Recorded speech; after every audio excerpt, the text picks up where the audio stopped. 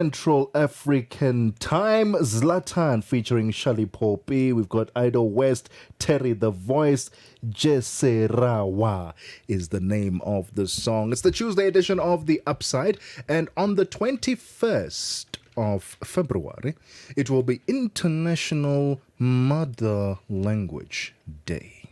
Right?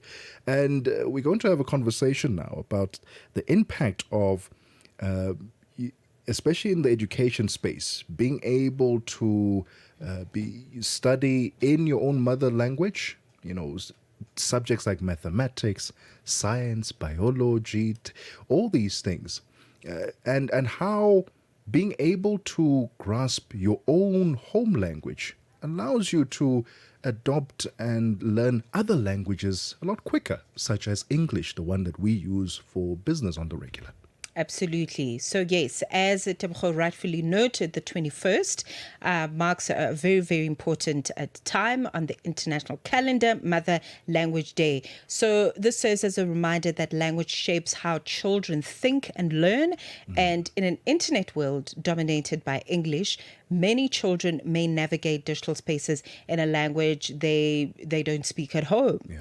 But what if success began with a child's mother tongue is the burning question right now. Sphumelele Sibeko is the founder of Limu Lab, and they believe that technology can bridge that gap.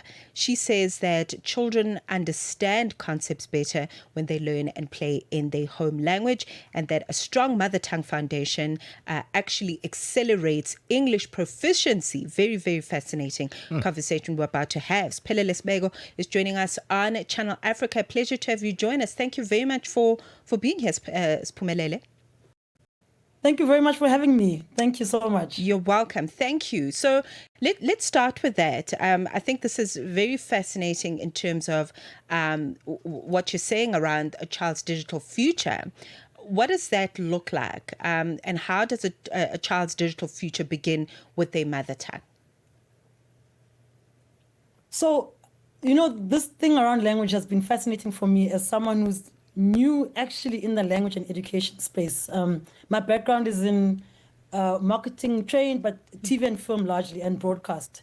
And when my co-founder and I, Usfiso Tanisa, when we met, our actual connection was around this need about how do we provide content, or how do we find content that where our children are able to engage with content that looks like them, where they can hear their languages, where they can practice their languages and the languages around them easily, like without struggle. I felt the same when I was working in broadcast, when we were trying to make content for families.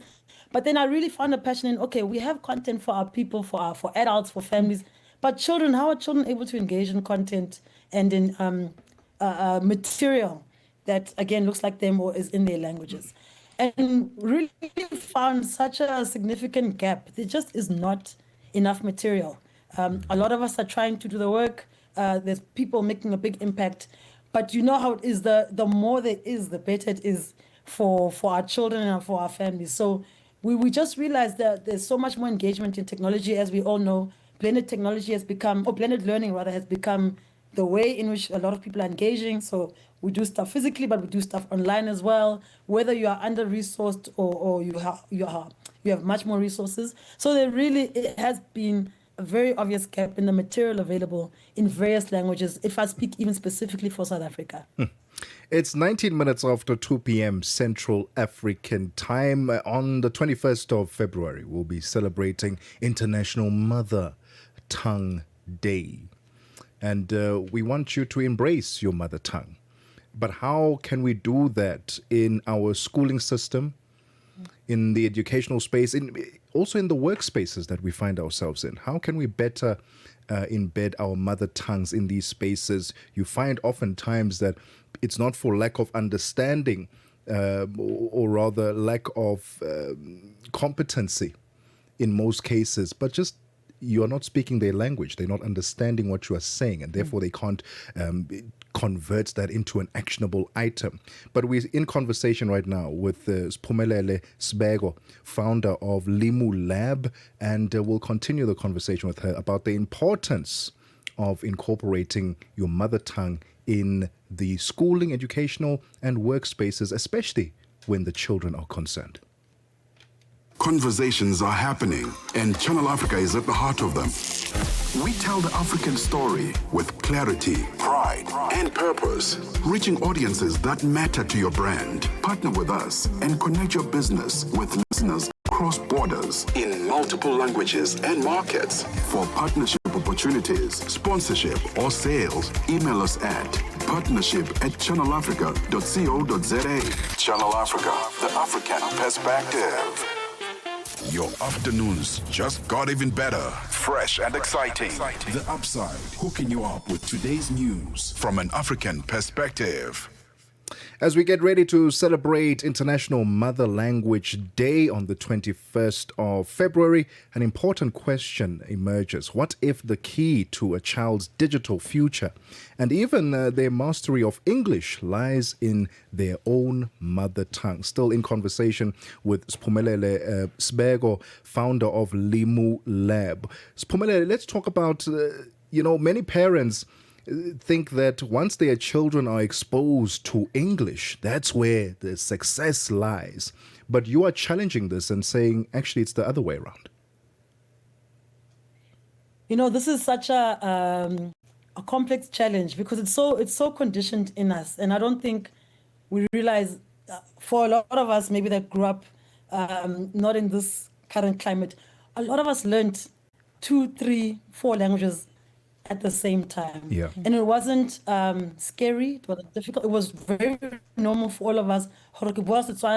Zulu, Yeah. ik praat Afrikaans, and I speak English. It happened from when we were really young. So there's a conditioning that we have to really kind of look at ourselves around when there's this fear around challenges for children, or what we call challenges, because it's challenging for us.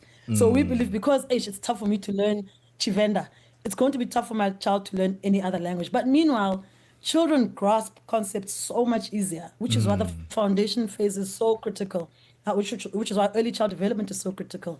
They understand and grasp and practice concepts so much easier than us. They practice subjects so much easier than us. And when we realize that they were layering that their learnings on and helping them actually develop cognitively, develop socially, versus taking it away from them. When we introduce English, you don't have to move. You don't have to take away the language maybe that they grew up with. Maybe they grew up Katswana. You don't have to take it away. You can add it on. Because what they are actually doing is the language that you grow up speaking. You use that to then understand and grasp the next language or the next subject. So it's actually an advantage to be able to use your own language to grasp new subjects. Because if you learn something new in a language you don't know, you are essentially working double time. Because I'm now trying to understand this subject I don't know, but I'm also understanding it in a language I don't know, which means how do I figure this thing out when I can't balance it back? When I can't link it to my actual reality and my world? And that's really something I really look forward to helping parents and families and schools overcome in our way and in the work that we do. Let's help children layer and give them enough material and give them enough practice to add on to their learning versus removing things because you believe this one is a bigger priority. Right. There's another layer to that complexity that you talk about, Sphumelele, in terms of, mother language. And we find in spaces, especially with modern families or urban families, if I could be even more specific, the challenge of encouraging us to speak our own mother tongues in the home to begin with is a challenge, where you find that in a 2-parent household with, a child who goes to an English school, it's not like when you and I grew up where we could speak Xitsonga because the neighbor could speak it, and then we go to an English school, and then we've got an Afrikaans best friend, right? And then we've already automatically got 3-4 languages. It's no longer the case. You find that children are not necessarily speaking their home languages at home. They're speaking English from the time that they are born, where the parents are speaking Xhosa in the house, and they can hear the parents, but they can't speak or respond in the language. therefore that adds another layer of complexity. So in you trying to challenge the idea of the parents thinking that giving instruction in English is an advantage, which you of course have vehemently disagreed with that. How do you see that the family dynamic sort of become a challenge as we look at, encouraging mother tongue, but the children are not really speaking their mother tongue? How do we resolve that? So this is essentially, that's the beginning. That was really part of the beginning of Limu, because we were really looking at the families around us. Again, like you said, whether the family is Zulu or it's a Chivenda father and a Zulu mother, and then it's even what we're doing now, because the common language is English. But we do have to, but for us, it's fine because we grew up knowing our languages. We can probably speak our languages beyond this. Yes. But the challenge exists in that the only way things can happen is if we actually do them. So at school, we need to validate languages through the material that you have, through the technology you provide, through prioritizing as many languages as possible, or as the languages in the community. At home, when they respond to in another language, I can't hear you. Our grannies used to do that a lot. It's like, and eventually you'll start, that's what our children can understand, but the reason they don't speak is just a confidence thing. So as soon as you validate them, allow them to practice, allow them to make the mistakes, allow them to pronounce it wrong and then fix it. We need to have a culture of practice, a culture of risk, a culture that builds confidence in trying, and then you figure it out as you go. So, but it is really up to kind of all the groups and the touch points of the children. When the child goes to the bestie's house where they speak Afrikaans, and they will speak it there and they will practice, and eventually it'll become more natural to them. When they're at home, they speak Setswana, they speak Sizulu, and they practice and they try. When they go to school, they speak English, but they're also exposed to Afrikaans, exposed to Setswana, exposed to isiZulu. There's just when you go on TV, we can see more content, not just in English, but in other languages on radio. So there's really, this is not solvable through one route, because of the influences that we have for our children and for ourselves, in our workplaces, in our families. But if everyone kind of does their part, their little part, consistently through the years that children are growing, it's going to make, you'll kind of see that difference play out later on in their lives, even if not, you don't see it immediately. And certainly the same amount of effort is required as we are putting in when it comes to the English, the Afrikaans, which we are taught in to read, to write. The same thing needs to then be applied at home, because mother languages or your mother tongue is one thing to be able to communicate and talk and understand each other, but then you have to read as well. There's a different element to reading and writing also in your mother tongue, which I think at times lacks, especially in the household when you go to schools that just focus on the English and the Afrikaans. But Sphumelele, let's talk about Limu Lab and your rollout in ensuring that the mother tongue is represented in the various schools and platforms that you go to. So at Limu, what we've done really is, we thought, what can we do? We're going to focus on younger kids. We're focusing on foundation phase. And our strength actually is in storytelling, in character development. And we use our strength in the story to connect to children and to families. So we prioritize story, characters, visuals, and audio. So children will see beautiful, high quality visuals when they engage with our content. They'll be able to hear the pronunciations, hear how languages are spoken, hear different words, hear the sentences, and they'll be able to see characters that they can relate to, that are fun, that are beautiful, and in a world that makes sense to them, that's modern, that's engaging. So that's really where our core focus is. We have a web platform where children can engage in language activities, and in a very critical gap as well, and activities that we found, which is pre-reading. So pre-reading is where you introduce children in their languages to the concepts of reading, as you've just said, Tebogo, you're introducing them to vowels, to consonants, to building words, and to sentences. There has been a gap because we've actually done this largely in English and or Afrikaans, actually. Yeah. So you don't find it in Zulu, you don't find it in Setswana, you don't find it in Sesotho.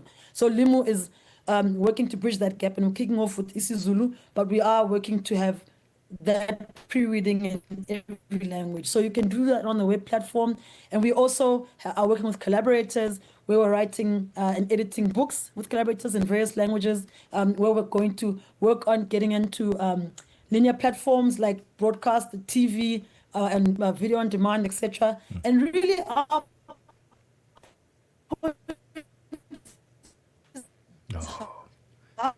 We are really struggling with your line there, Sphumelele. Thank you so much, though, for your time. We have run out of time. If you'd like to find out more about Limu Lab, just go to Limu Lab, that's Limu Lab, lab.co.za.